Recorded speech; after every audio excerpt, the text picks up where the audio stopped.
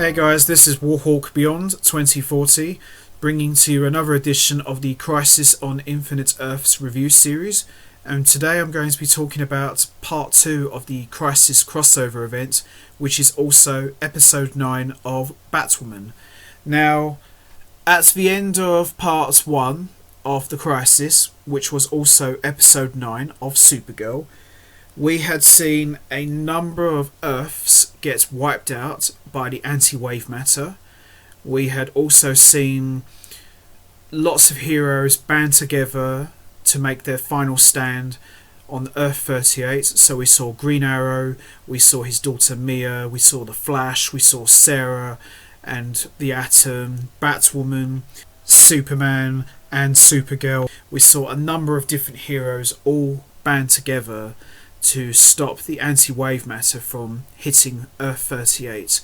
And also we saw Oliver Queen make his final stand as he sacrificed himself to ensure that billions of lives were saved, and we also watched Earth 38 get wiped out by the anti-wave matter, and we also saw Argo get wiped out. So as a result of that, Supergirl's Kryptonian mum Allura is sadly wiped out by the anti-wave matter, and we also saw Nash Wells become the pariah as a result of his actions of releasing the anti-monitor. So I have to say, part 1 of Crisis was absolutely fantastic. I remember sitting there watching the last few seconds as Oliver Queen died, and I kept saying to myself, how the hell are they going to top part 1? Well, not only did they top part 1, they surpassed themselves, because part 2 of the Crisis, as I said already, is episode 9 of Batwoman, was a lot of fun. We got to see some old familiar faces from old TV shows make some cameos. We even got to see a certain legendary voice actor make his on-screen live-action debut. We saw a number of different things, and this was a lot of fun. So, what can I really say, really? There's nothing much else to say, but let's do this. Let's talk about part 2 of the Crisis. Now, we see Kate, Sarah and Kara having a few drinks and very saddened by the fact that Oliver Queen had sacrificed himself to ensure the safety of billions of lives. Now, this was quite a very good scene, because I believe this is the first time that we've seen Kate Kane, Kara Danvers and Sarah Lance in the same room together, and it was a lot of fun. And we see Kara is very emotional about the fact that her Earth is wiped out. She has lost everybody she cares about on Argo, as well as her own Earth, and she believes that there must be a way to get everybody back. And that's when Lila Michaels, aka the Harbinger, makes her appearance. Sarah says to Lila that does Diggle know about what's happened to Oliver? And Lila says, no, not yet, as I'm having a hard time trying to break the news to him. And the next scene we see is the heroes are teleported to the Wave Rider, where the Monitor explains to them that in order to survive the crisis, we need the technology from the Wave Rider in order to continue. But Sarah tells them that she doesn't want to use tech from their old ship because she promised the Legends that they wouldn't do another crossover. Oh god. But Lila Michaels agrees to go to Earth 74, where the Legends have retired. And we get a shot of the Wave Rider in Earth 74. Now, I think the reasons for why the Legends retired is because they didn't want to do another crossover anymore. In my opinion, is funny, but at the same time it's incredibly stupid. But it's nice that once in a while that the Legends always break the fourth wall in the Arrowverse, so it's always fun to hear that. And we see Lila Michaels has found Mick Rory living in the Wave Rider and is trying to become a very serious romantic novelist. Oh my god. And one of the favourite treats of this moment, and one that completely caught me by surprise, was hearing Wentworth Miller's voice again as an AI version of Snart. Now, The last time we saw a version of Leonard Snart was back in the previous crossover before Elseworlds, which was Crisis on Earth X, and the last time we officially saw our Leonard Snart was back in season 1 of The Legends, when he sacrificed himself, and the last time after that was when he was a younger version of himself and he teamed up with Eobard Thawne and Damien Dark and Malcolm Merlin in the Arrowverse's take on the Legion of Doom.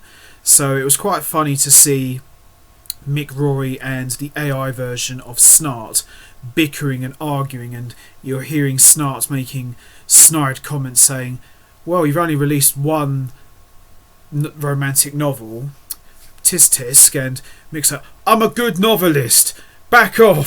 So it was quite fun to see Mick arguing with an AI version of Snart. Now, even though we never actually got Wentworth Miller physically on the show, just to have him as an AI presence is good enough for me. So it was a real nice treat to have Wentworth Miller's voice being heard again, as it'd been a while since we last heard Snart's voice on the show. And Lila convinces Rory to help the heroes during the crisis, and even bribes him with free beer. And of course Mick is not one to turn down free beer in order to save the world, so he agrees to help. And the next scene we see is the Monitor, who is still in disbelief because he did not foresee the way the events of Oliver's death would play out.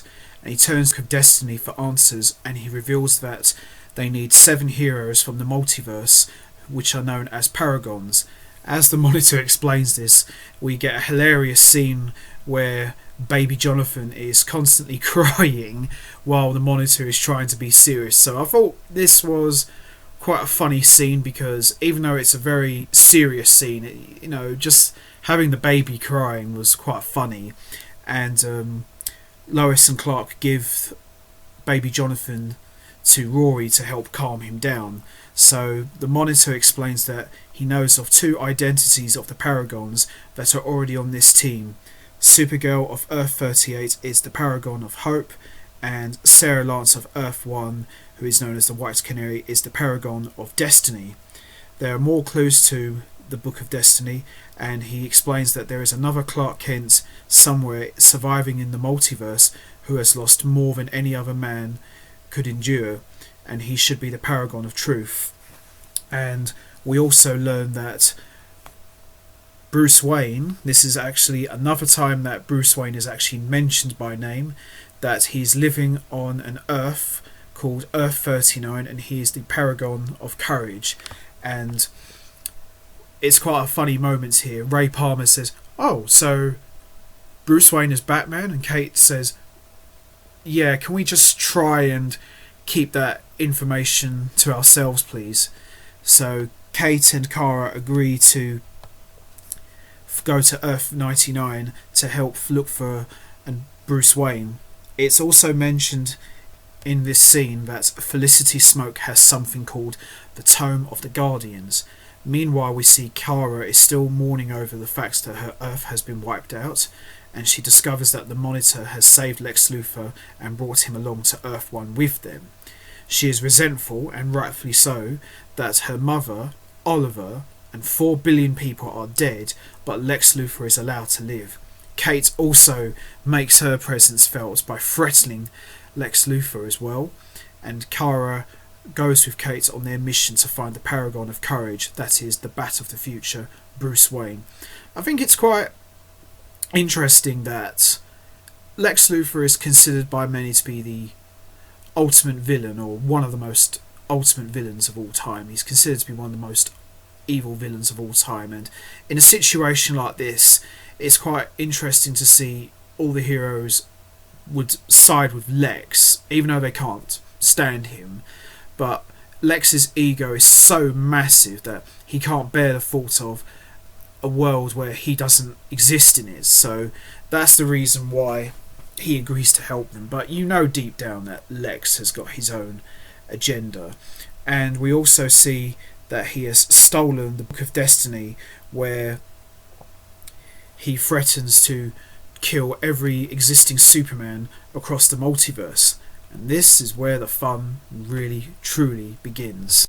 And we see Barry with Iris explaining to her that there are other Lazarus pits on other Earths to bring people back, and that they're going to use one to bring Oliver back.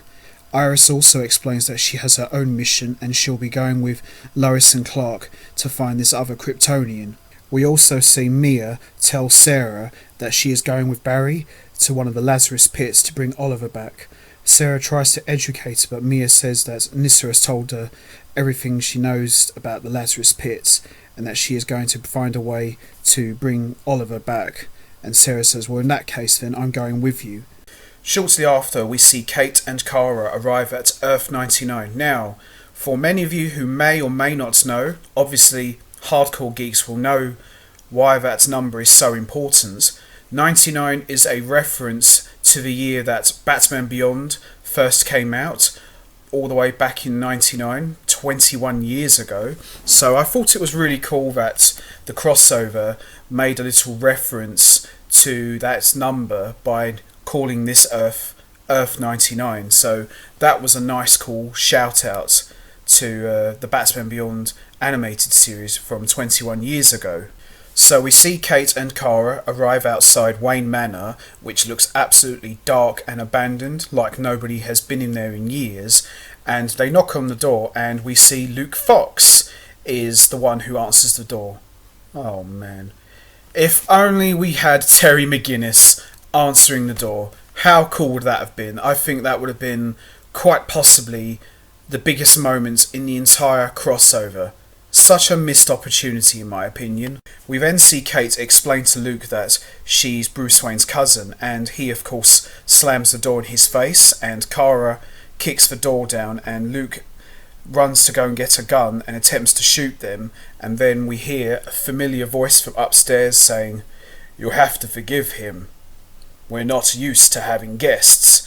And as we hear big footsteps coming down the stairs, we see it's none other than, wait for it, Kevin Conroy himself as Bruce Wayne. Now the reason why this is such a big moment is because Kevin Conroy for many years has always been the voice of Batman in the animated series and various other forms of media, as well as the Arkham games, but he has never played Bruce Wayne on screen until now, and I've got to tell you, I had absolute goosebumps seeing Kevin Conroy standing there in Wayne Manor as Bruce Wayne, speaking in that iconic voice that we all know and love for so many years.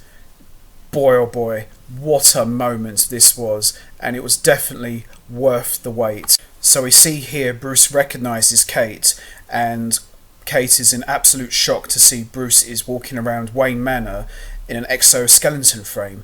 Now, for many people out there who have read the Kingdom Come graphic novel, Bruce Wayne wore this exoskeleton suit as an aid for him to physically walk around after many years of being Batman took its toll on his body as he got older. So this is the only way he is physically able to stand and move around, basically. We then see Kate and Bruce talk to each other, and Kate says to Bruce that the Bruce Wayne I know wore a different kind of suit. And Bruce says, this is a lifetime of what injuries can do to you when you're crime fighting. And Bruce says, you've aged very well for a dead girl. And Kate goes, what do you mean? And Bruce says, my Kate died here 5 years ago after she decided to put on the suit. And he also makes a reference to Clayface being nothing more than a puddle of mud, and that last time he checked, Jane Doe was locked up in Arkham. So this version of Bruce is very similar to the Batman Beyond version, but he is a lot more darker and a lot more bitter. At times Kevin Conroy sounded like a gnarly bear. So the older Bruce in Batman Beyond, even though he was very bitter at times, he never really lost his humanity, and he always still wanted to make a difference to the world, even though he knew physically deep down he couldn't be Batman anymore. But this Batman, this Bruce Wayne in particular, he's just basically a shell of what he used to be. So I thought Kevin Conroy was absolutely amazing as Bruce Wayne. Bear in mind that this is his first live action appearance playing the character after many years of playing Bruce Wayne in animation, and I thought Kevin Conroy absolutely knocked this performance right out of the park. Kate explains to Bruce that the multiverse is in jeopardy and that if he doesn't do something there won't be an Earth to save, and that she explains to him that he's the paragon of courage, and Bruce just laughs at it and says to Kate that you're a few years too late, and he shows her a newspaper article about Batman's reign of terror coming to an end, and this is where we get a real bone-chilling yet scary moment where Bruce explains that he has lost track of all the people he's killed, and Bruce admits that I did have a code, but the first time I ever took a life it was much easier to take another one and another one and another one. Whoa! Oh my god!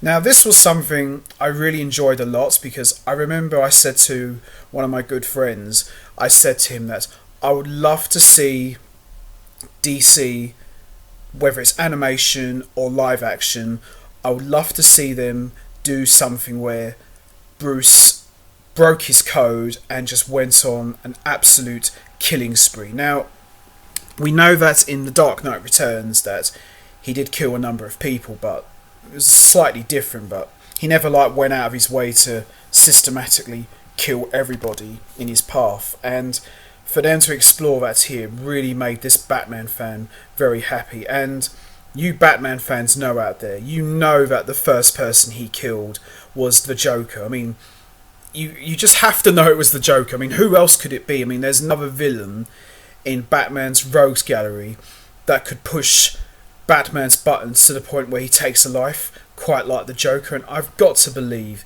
that is the Joker. I mean, who else could it be? I mean, this was dark yet awesome stuff. And we hear Bruce very bitterly says to Kate that Kate thought she could do something that I couldn't do, succeed where I failed, but all she did was get herself killed. Kate insists that she's not Bruce's Kate and tells Bruce that he's needed, and she's giving him the chance to be a hero again to save the entire multiverse.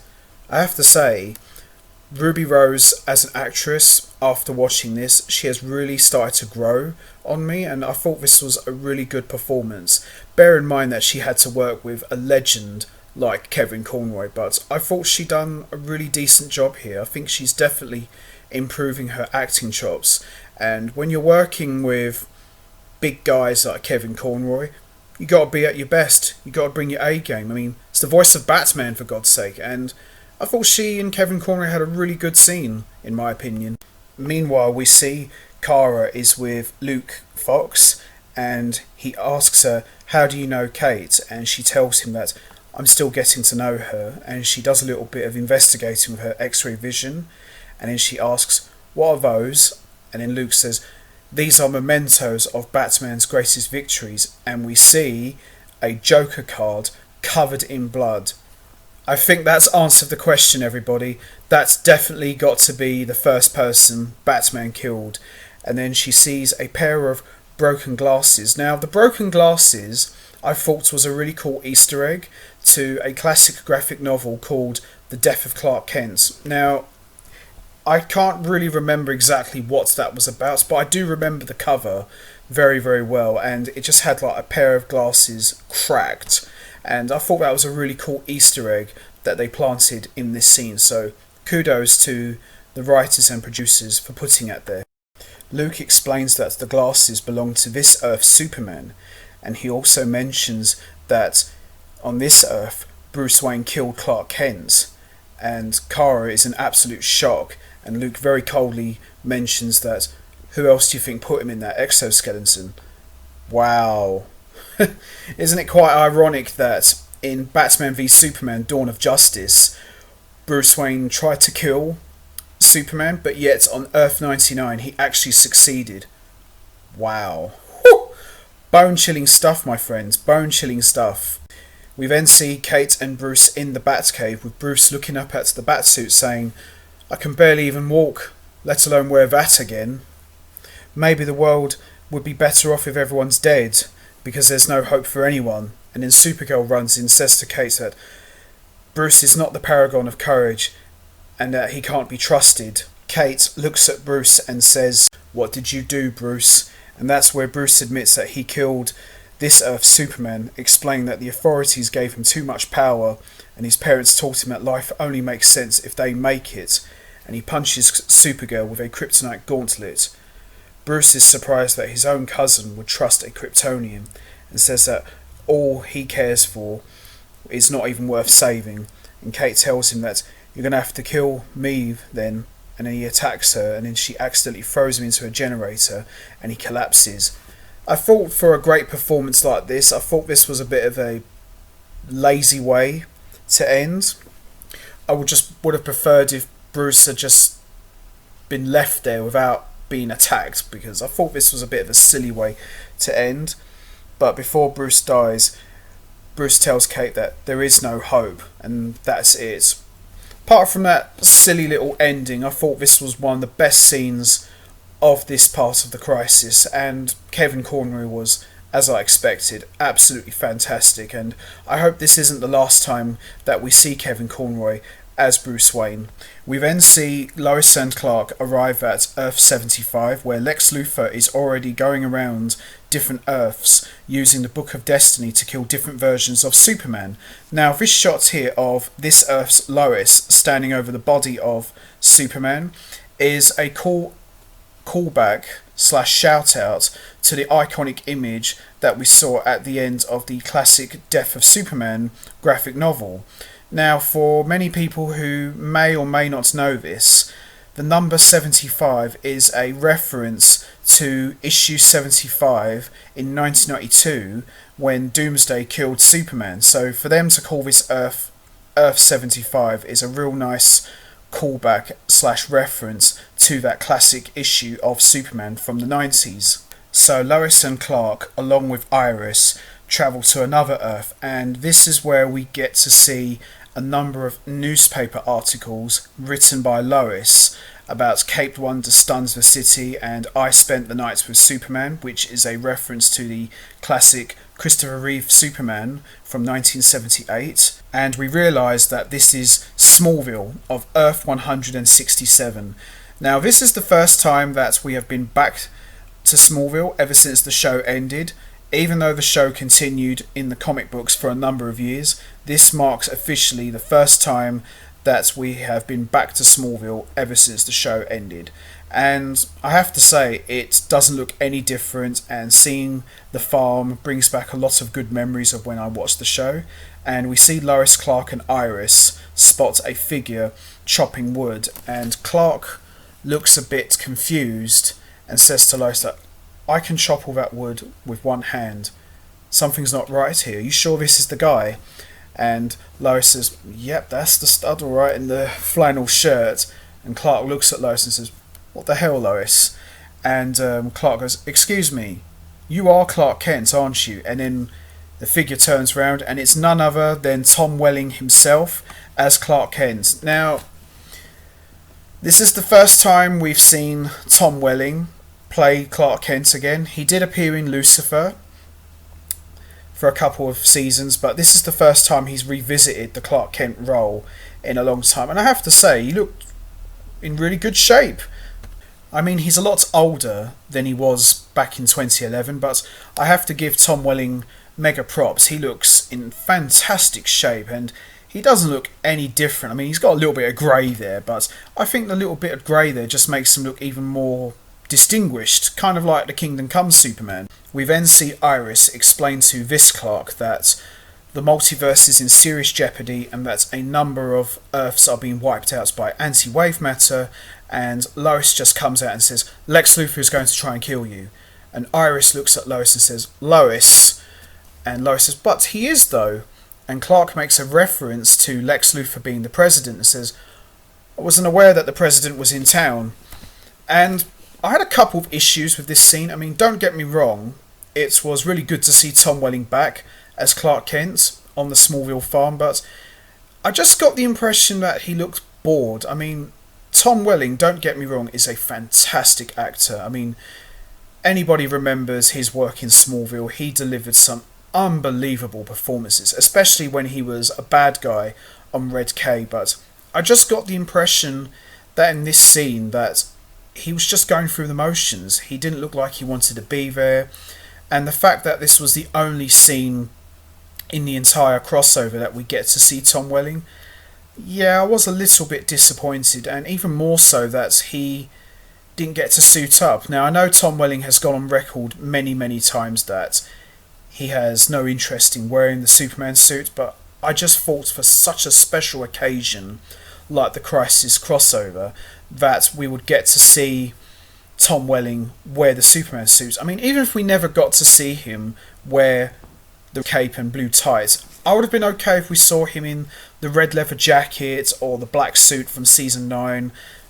Any of those versions would have been okay with me, but I just felt that as a Smallville fan that we kind of got cheated out of a much bigger moment. But aside from all that, this was a great scene, and it was really great to see Tom Welling back. And in a way, it's kind of nice to see that Tom Welling's Clark Kent has become the Jonathan Kent now. He's basically always wanted to be like his adopted father, and it's really good to see that moment come full circle. Shortly after, we see Iris, Clark and Lois disappear, and we see Earth 38's Lex Luthor appear, and Clark just looks at him with a confused look on his face saying, "Who are you?" And Lex says, "Don't you recognise me, Clark? I'm Lex Luthor." And Clark laughs at him and says, "You're not Lex." And Lex says, "No, you're right, I may not be the Lex of this Earth, but in any Earth, you will always be my greatest enemy." And he pulls out kryptonite, and Clark looks at it with a big grin on his face and says, and just throws it over the field. And Lex goes, "I don't understand." And Clark goes, "Yeah, kryptonite doesn't affect me anymore ever since I gave up my powers." And Lex says, "You gave up your powers?" And Clark goes, "I certainly don't miss these chats." And Lex says, "But you were a god. You could fly. Why would you do that?" And we realise that this Clark has given up his powers to have a normal life and have a family. So in a way, it kind of makes sense, because anyone who watched Smallville for all 10 seasons will remember that all Clark wanted to do was just have a normal life. So I'm kind of glad in a way that they wrapped up that storyline, but at the same time, it kind of contradicts itself, because I can't seriously believe that Clark would just stand idly by and watch the entire Earth get wiped out. And let's not forget that the Crisis has already happened in the Smallville comic books, so there was no mention of that either. And Lex goes to hit Clark and he gets punched in the face for his trouble. And Lex leaves and says that, well, it doesn't matter anyway, because what little time you have left, your Earth is going to be doomed anyway. And Lex quietly leaves. Quite the funny little exchange there, and we see Erica Durance make her appearance as Lois Lane, and even though Erica Durance had less screen time than Tom Welling, I have to say she looks absolutely amazing. She didn't look like she missed a beat. It looked like she never left the Lois Lane character, and she retained all of the qualities and that charm that we all loved Lois for back in the Smallville days. And Lois asks Clark, "What was that all about?" And Clark says, "I don't know. Something about the multiverse is being threatened, that the world's going to end." And Lois starts laughing and says, "Oh my god, Smallville, you actually made a joke for the first time in a decade." But however, the girls have made a mess and they want you to take a look at it. So we've now learned that this Clark of Earth 167 has gave up his powers to get married to Lois and have children. So in a way, even though it's not what we wanted, I'm kind of glad in a way that that version of Clark got the happy ending that he deserved. Even though we got robbed of seeing him put on the cape and heading into battle with the other heroes, at least for that time being, that Clark got the happy ending that he so rightly deserved.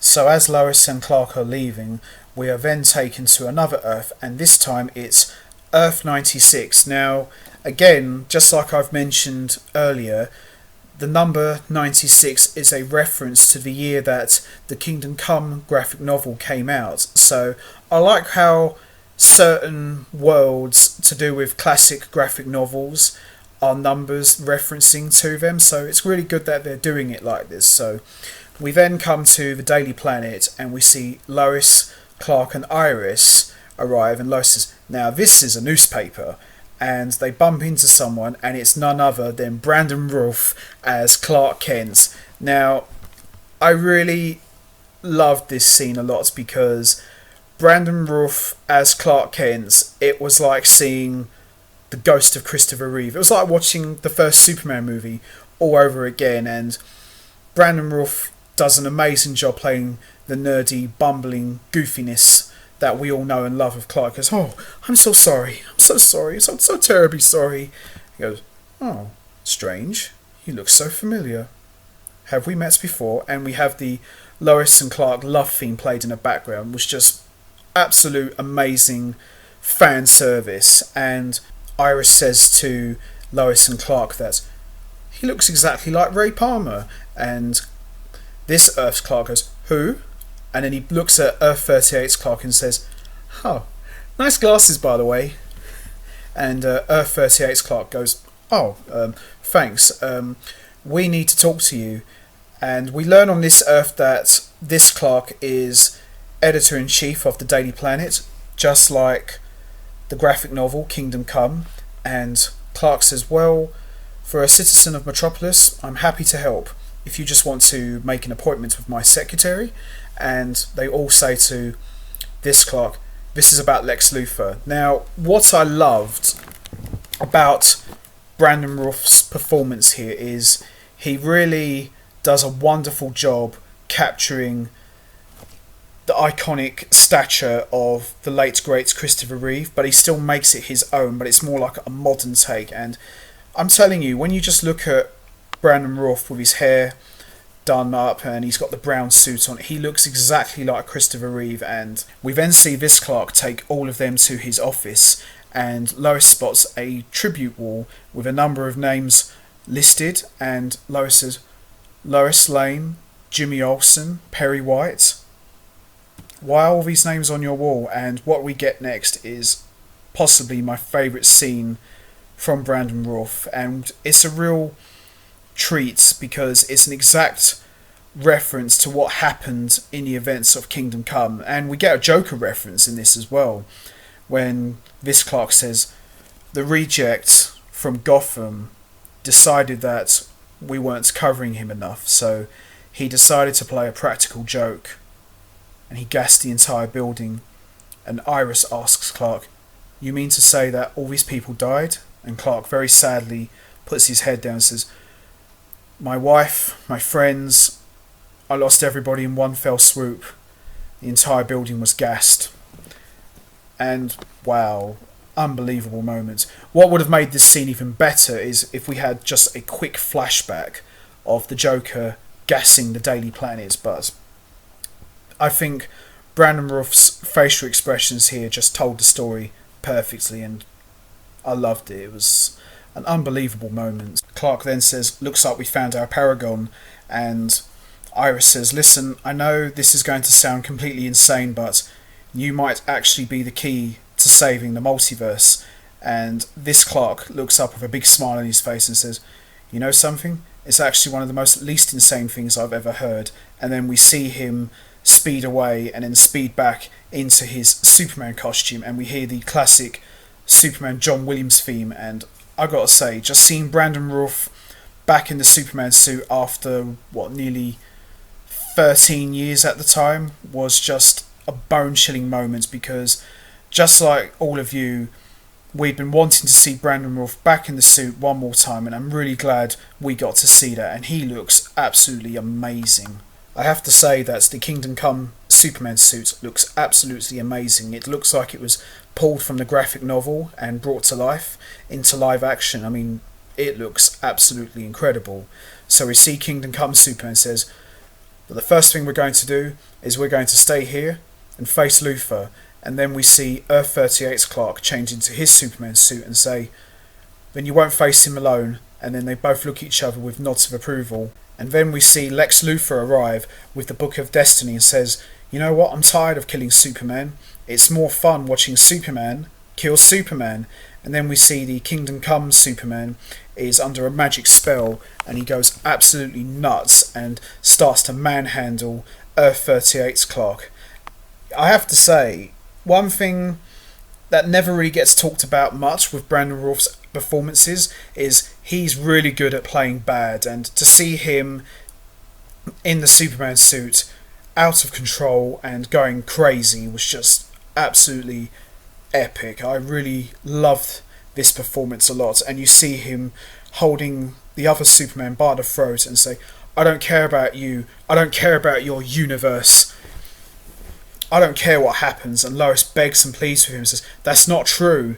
And then the next thing we see is both Supermen going at it, and the way the two of them collided and then all the buildings collapsed brought back fond memories of Superman Doomsday.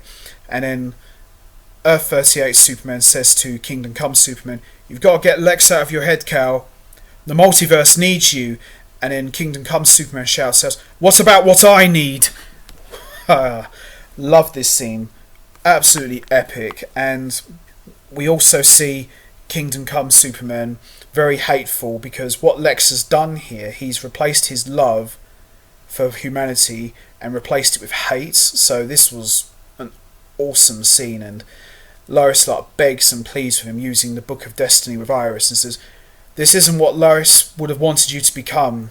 You're not the Superman I know. Remember who you are." And finally, Kingdom Come Superman is freed of Lex Luthor's magic spell, and then he picks up Earth 38 Superman and says, "Are you okay?" And he looks at it and says, "Yeah, I'm alright." And then we get a nice little Superman 3 reference when he says, "You know, this is only the second time I've gone nuts and fought myself." But here's the thing. Me and my friend always said that, how can Brandon Routh's Superman be from Superman 1 and 2 and Returns, but yet they're referencing Superman 3? Because I always thought, and my friend thought this as well, that we always thought that they disregarded the other two Superman films. But I suppose it's a nice little fan service moment, but still, it just kind of confuses me a little bit. But it was a lot of fun. I suppose it was okay. We then see Barry, Sarah, Constantine and Mia arrive on a Lazarus pit on Earth 18, where it is heavily guarded by Jonah Hex. The girls take him out, and Sarah ends up scarring his face in the process, and they put Oliver's dead body into the pit. Oliver Queen jumps out of the Lazarus pit and they tranquilise him, but Constantine's magic doesn't work because of the antimatter flooding the multiverse, so until they get Oliver's soul back, they're unable to fully restore Oliver Queen back to how he used to be. So the other heroes arrive back on the Wave Rider, and Kate explains that Bruce was no help, he was not the paragon of courage, and he ended up trying to kill me and Kara. So we learn that Kate is actually the Bat of the future and represents the paragon of courage, and everyone is amused at the fact that Clark and Ray look so much like each other. So this was a lot of fun to see Brandon Routh playing two roles of Clark Kent and Ray Palmer, so this was a lot of fun to see. We then see Kate and Kara have a heart-to-heart, and Kara reveals that she intends to use the Book of Destiny to restore her Earth and Argo City, even though the Monitor warned that doing so would be incredibly dangerous. Kate is not on board, and as Kara leaves, she reveals in her hand the kryptonite she stole from Bruce's exoskeleton suit. Interesting. So we see Lila Michaels, aka the Harbinger, is summoned away from the heroes and comes face to face with none other than the Anti-Monitor. Now this is the first time we've actually seen the Anti-Monitor in the flesh, and he looks really good, even though at times he does remind me a lot of X-Men's Apocalypse. But he looks quite scary here, so you can really see that they've done a really good job in making him look scary, and the budget's quite high with his suit and everything. And the last shots we see and hear is the Anti-Monitor say to Lila Michaels that we have a lot of work to do, and that ends part 2 of Crisis on Infinite Earths. Now, I have to say that overall, this was a fantastic episode. Part 2 was equally as good as Part 1. Great to see Brandon Routh back in the Superman suit. It was great to see Kevin Conroy play Bruce Wayne for the first time on screen. Tom Welling, even though it was great to see him, I was a little bit disappointed. I expected a little bit more, but just to have him back in this environment one more time was good enough for me. So there you have it, guys. I'm going to leave this here for all of you. What did you think of Crisis Part 2? Did you think it was equally as good as Part 1? What was your thoughts on Kevin Conroy's live-action debut as Bruce Wayne? How excited was you to see Brandon Routh play Superman again? What was your opinion on Tom Welling's brief cameo as Clark Kent? You know what to do, guys. Hit the like button, hit the subscribe button, leave your thoughts and comments down below, and I will be back next time to talk about Crisis on Infinite Earths Part 3. So till then, take care everybody.